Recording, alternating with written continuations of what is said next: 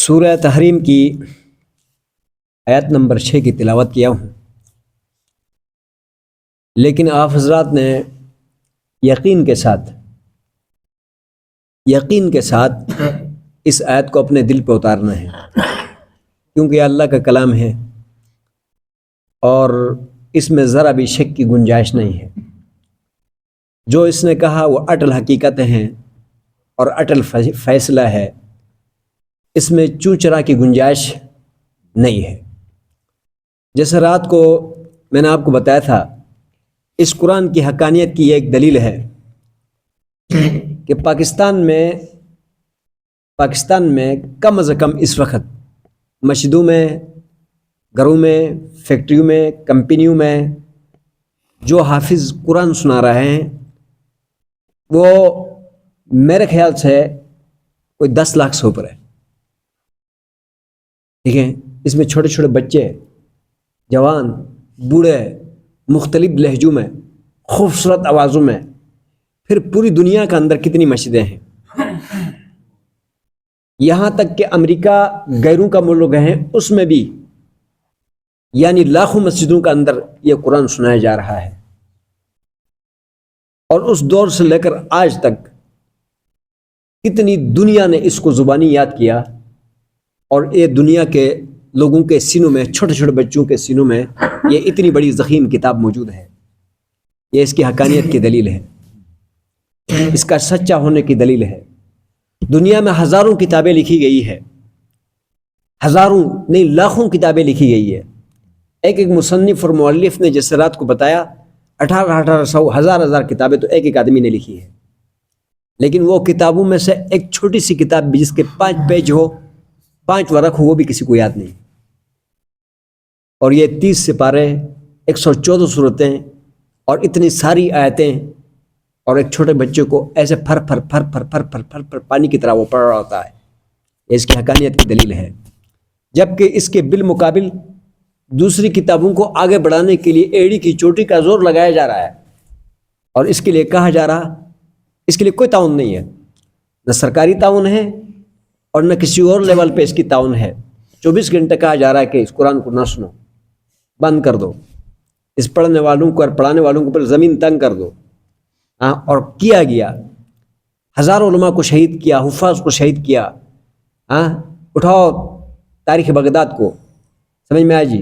مولویوں کی کھوپڑیوں سے مینار تعمیر کیے گئے اور اس قرآن کو اٹھا کر دریاؤں میں ڈالا گیا، اور شروع دن سے آج تک اس کی فیور میں چند ہی مسلمانوں کے علاوہ کوئی بھی نہیں ہے، لیکن پھر بھی اللہ نے اس کو آج تک اپنی پوری اس جوبن کے ساتھ یہاں تک پہنچایا ہے۔ تو اس کی حقیقت کی دلیل ہے، اس میں کوئی گنجائش شک شبہ، اس کی جو بات ہے وہ اٹل حقیقت ہے، اٹل فیصلہ ہے۔ دنیا کے سارے جابروں نے چوٹی کا زور لگایا، ایک زبر بھی تبدیل نہیں کر سکے۔ وہی مضامین، وہی احکام، وہی ترتیب، وہی الفاظ ابھی تک موجود ہے، یہ سینوں میں ہے۔ سمجھ میں آیا؟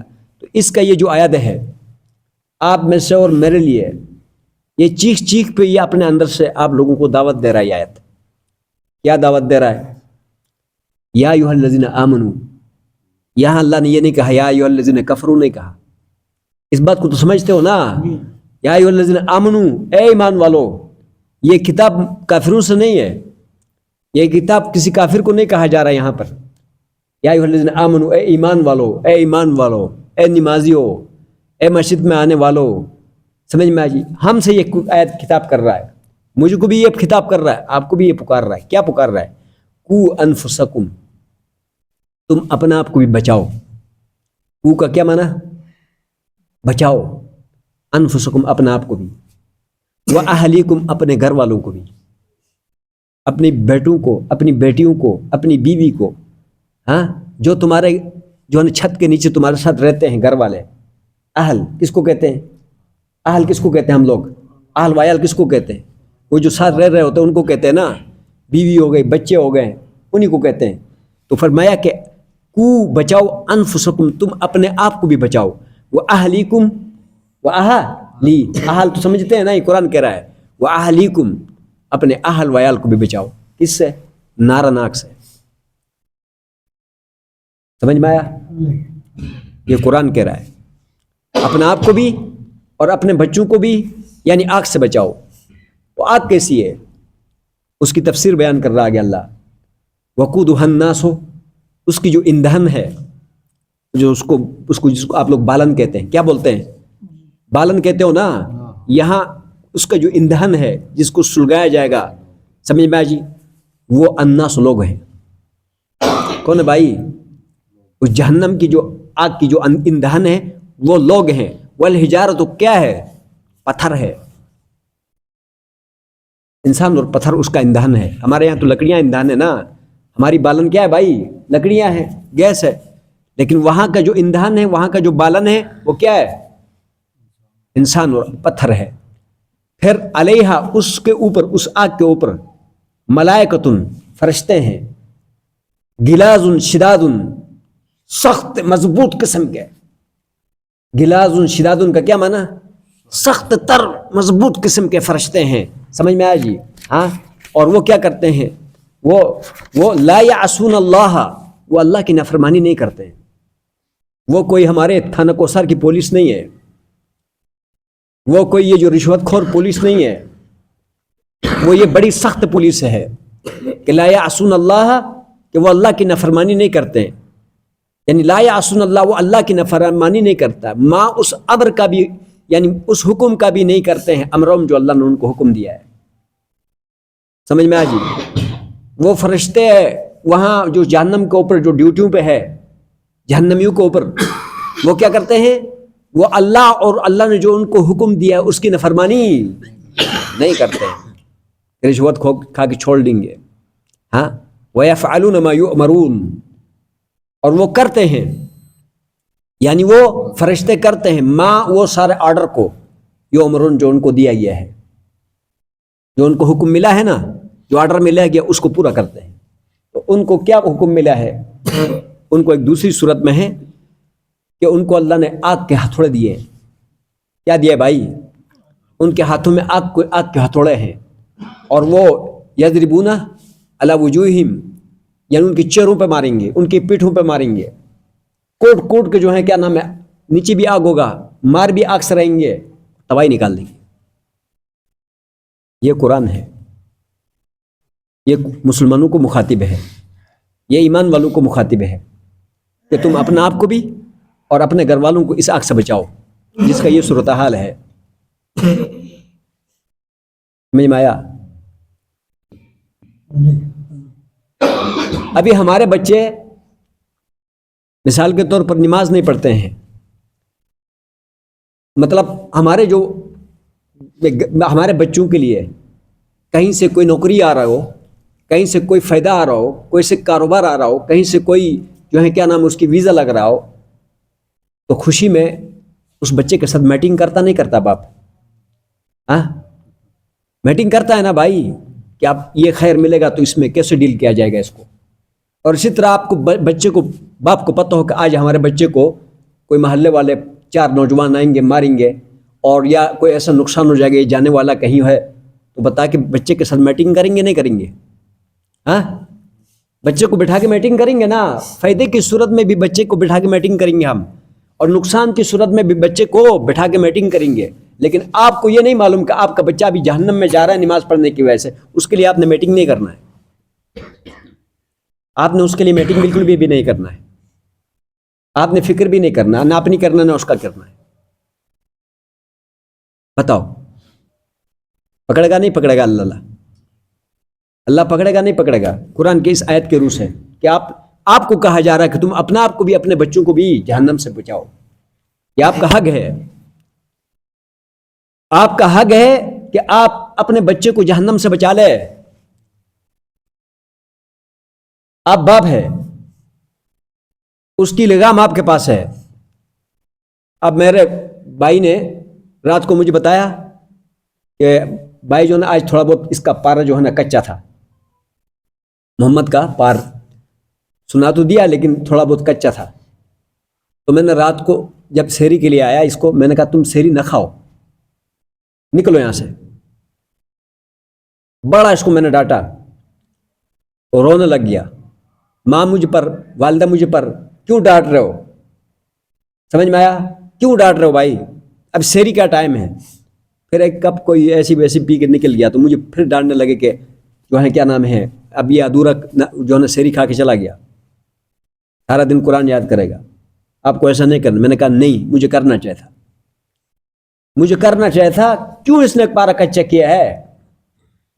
سمجھ میں آیا جی؟ پھر یہاں بعض اوقات آپ لوگ یہاں جو صبح نماز میں آتے ہوتے ہیں جو ہیں وہ بعض اوقات سستی کرتا ہے, وہ نہیں کرتا ہے, احمد نہیں کرتا, وہ کرتا ہے. تو میں ادھر بچوں کو آنکھ مار رہا ہوتا ہوں کہ جا کے اس کو اٹھاؤ, تو یہ پیچھے جاتے اٹھاتے ہیں, یا اگر نہ اٹھا تو دوبارہ میں جاتا ہوں, کھڑا ہو کر اس کو نکالتا ہوں, آتے ہوئے اس کو جگاتا ہوں, جاتے ہوئے اس کو جگاتا ہوں. سمجھ میں آیا جی؟ صرف جماعت چھوڑنے پر, نماز تو وہ نہیں چھوڑتا, مجھے پتہ ہے ادھر بھی پڑھ لیتا ہے, لیکن جماعت چھوڑنے پر بھی میں اس کے پیچھے پڑ جاتا ہوں. اور میں نے اس کے ان بچوں کے اوپر سختی کیا ہے, تب یہ قرآن کا حافظ بنے ہیں. میں نے اگر ان کے اوپر سختی نہ بھی کیا ہوتا تو یہ قرآن کا حافظ نہ بنتے, یا میرے والد نے یا میری والدہ نے میرے ساتھ سختی نہیں کیا ہوتے تو میں عالم نہ بنتا. میں درمیان میں پڑھ کے کچھ درمیان میں تھوڑا کھسک گیا تھا 2 سال کے لیے, تو میری ماں مجھے کہتی تھی پڑا ہوا کافر, تو میرے ہاتھ کی روٹی نہیں کھانا. لا الہ الا اللہ محمد رسول اللہ, میں اس خدا کے گھر میں بیٹھا ہوں. مجھے میرے باپ نے گھر سے نکالا تھا, کہنے لگا میرے اس گھر کے اطراف چاروں طرف آپ نے نہیں آنا, کیونکہ تو نے اللہ کا حکم چھوڑ دیا, نماز نہیں پڑھا ہے, نہیں پڑھتا ہے. میں ابھی تیری یہ شکل دیکھنا نہیں چاہتا. سمجھ میں آیا جی؟ تو 5 وقت نماز پڑھتا ہے اور صحیح مسلمان بن کے دوبارہ اس لائن پر آتا ہے, تو پھر میرا بیٹا ہے گھر میں آنا, نہیں تو میرے اس ایریا میں تو نہیں آنا. مجھے نکال دیا, میں 2 مہینے اپنے ماموں لوگوں کے پاس رہا, لیکن اندر احساس تو تھا نا کہ مجھے باپ نے گھر سے نکالا ہے. ہاں, کوئی گدھا تو نہیں تھا, جانور تو نہیں تھا, احساس تھا. 2 مہینے باہر رہا, پھر میں نے سوچا, پھر لوگوں نے مجھے کوسا کہ آپ اس راستے میں جانے میں کیا حرج ہے, کہ گھر سے بھی نکل گئے. واقعی اس کی سختی نے مجھے دوبارہ اس لائن پر لایا. سمجھ میں آیا؟ لیکن آپ, میں سمجھتا ہوں کہ آپ یہاں آپ کتنے باپ کو میں نے دیکھا ہے, آپ ادھر ہی بیٹھے ہوئے ہیں, آپ لوگ, ان کا بچہ پتھر اٹھانے کے لیے گیا اور بوڑھا باپ اس کو کہتے ہیں تو بیٹھا, میں اٹھا لیتا ہوں. تو کیوں اٹھاتا ہے؟ وہ انڈے دے گا. سمجھ میں آیا جی؟ یہ شفقت اور پیار محبت اس کے ساتھ رہا, سمجھ میں آیا جی, تو وہ تمہارے قابو میں نہیں آئے گا. وہ اپنے بیوی کا غلام بنے گا, وہ تھکے گی اس کو بھی چاٹے گا. ہاں, وہ کہے گی ابھی وہ آیا ہوا نا ادھر اوپر ٹاپ پہ, اس کو کہے گی میرا شیمپو لے کے نہیں آیا, وہ دوبارہ جائے گا شیمپو لینے کے لیے. سمجھ میں آیا جی؟ لیکن وہ تیری بات کو نہیں سنے گا, کیونکہ تو نے اس کو سر پہ بٹھایا ہوا ہے. سمجھ میں آیا جی؟ تو آپ حضرات سے میری گزارش ہے کہ آپ سمجھتے ہیں کہ میرا بچہ آگ سے بچہ ہے, تو آپ اس کو پہلے پیار محبت میں بٹھا کے اس کو سمجھاؤ کہ بھائی مسئلہ یہ ہے, یہ مسئلہ ہے, خدا کا گھر ہمارا ویران ہے. ابھی بھی میں گشت کر کے آیا ہوں, 2 گھروں میں جا کر آیا ہوں, جو ساتھی نہیں آ رہے تھے. ہماری بھی ذمہ داری ہے, میں بھی ان کو بتاؤں گا. سمجھ میں جو سمجھتا ہوں نہیں آتے ہیں, لیکن یہ ہے کہ آپ کی ذمہ داری زیادہ ہے کہ آپ کے اولاد ہے. تو پہلے میٹنگ میں اس کو بٹھاؤ, اس کو سمجھاؤ بیٹا دیکھو اللہ نے ہمیں بنایا اور ہماری گھر کی روزی کا جو گارنٹی ہے وہ اللہ کی عبادت کے ساتھ ہے. سمجھ میں آیا جی؟ آپ پیار محبت میں اس کو سمجھاؤ. پھر اس کے اگلا سٹیپ, اس نے نہیں مانا تو تھوڑا ڈانٹ دو.